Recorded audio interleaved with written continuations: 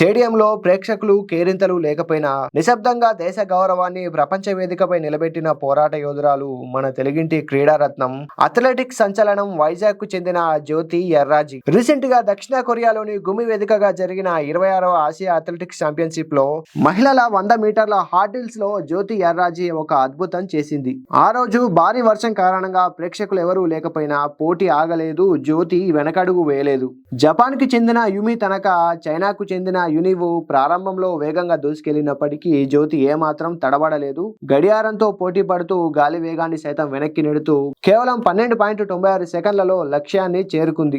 Asia title ను కాపాడుకోవడమే కాకుండా సరికొత్త ఛాంపియన్షిప్ రికార్డును నెలకొల్పి లక్షలాది మంది గ్రామీణ యువతకు స్ఫూర్తి ప్రదాతగా నిలిచింది. ఆర్భాటాలు లేని చోట ఆమె సాధించిన ఈ విజయం కేవలం ఒక పథకం మాత్రమే కాదు, అది ఒక అథ్లెట్ అచంచలమైన క్రమశిక్షణకు, పట్టుదలకు నిదర్శనం. మరి మీరేమంటారు? జ్యోతి ఎర్రాజీ విజయంపై మీ అభిప్రాయం ఏంటి? ఖచ్చితంగా కమెంట్ చేయండి. ఇన్ఫో నచ్చితే ఒక్క లైక్ కొట్టండి.